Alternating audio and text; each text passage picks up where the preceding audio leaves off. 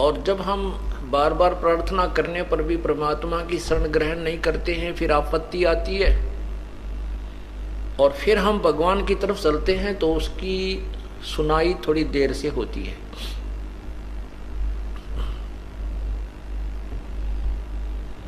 कहते हैं दुख में सुमरण सब करे, सुख में करे ना कोई, और जय सुख में सुमरण करे तो दुख काहे को होवे। कबीर सुख में सुमरण किया नहीं, फिर दुख में करते याद, कह कबीरता दास की कौन सुने फरियाद। जब सुख था तब तो परमात्मा की तरफ रुचि बनी नहीं, आपत्ति आई तो परमात्मा की तलाश खोज शुरू हुई।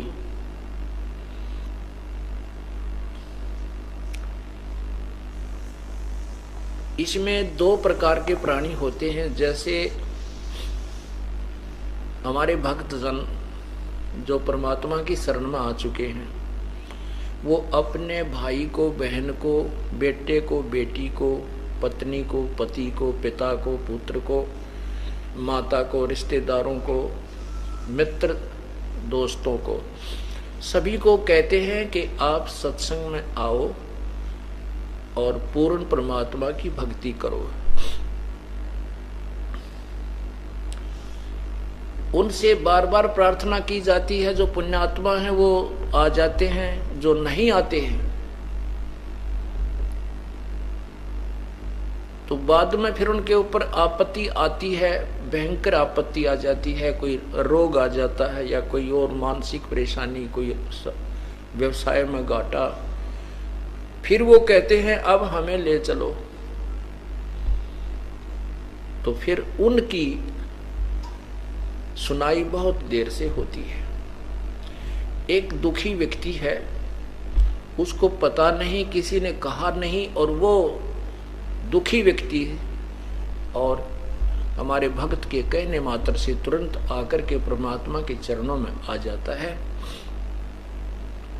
और सच्ची श्रद्धा से पूरे नियमों को निभाता है, उसकी सुनवाई तुरंत हो जाती है। एक हमारे भक्त की मामी जी ने नाम ले रखा और मामा जी नाम नहीं ले वह। उसको बार बार समझाते, पहले ये दास भी घर घर जाता था तो वो उनके घर ये दास भी गया। उसकी मामी जी ने कहा कि जी ये भक्त हमारे जो पति देव हैं ये वैसे तो शरीफ आदमी हैं, मुझे मना नहीं करते हैं, लेकिन आप भगवान नहीं बचते।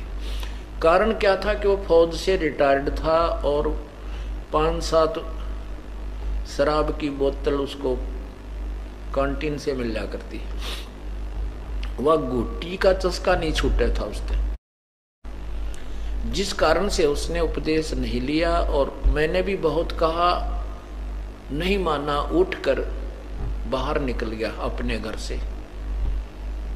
कहने लगा फिर देखेंगे महाराज जी, अब समय नहीं है। कोई बात नहीं। 4 वर्ष के उपरांत उसके गले में कैंसर हो गया, फेफड़ों में कैंसर होगी। बहुत लाखों रुपए तो लगा दिए हॉस्पिटलों के चक्कर काट के। फिर जब अंत आ लिया, सभी हॉस्पिटल्स ने जवाब दे दिया, फिर अपनी पत्नी से कहता है अब ले चलो मुझे वहां आश्रम करो था में। अब वो तो बेचारी लेके आई, हमने भी उसको उपदेश भी दिया, लेकिन परमात्मा ने नहीं सुनी। क्यों नहीं सुनी? क्योंकि उसने पहले भगवान को खूब खिजा लिया था। यदि वो पहले से परमात्मा के चरणों में आ जाता और वो गुट्टी लानी छोड़ देता तो फेफड़ों की कैंसर नहीं होती। हम कितने गिर चुके हैं, हम अपने लाभ को भी ना देखते, औरों की तो हम सोचेंगे कहाँ। शराब पीकर हम इतने बुद्धिहीन हो जाते हैं। उसके लिए परमात्मा कहते हैं सुख में सुमरण किया नहीं, फिर दुख में करते याद, कह कबीरता दास की फिर कौन सुने फरियाद।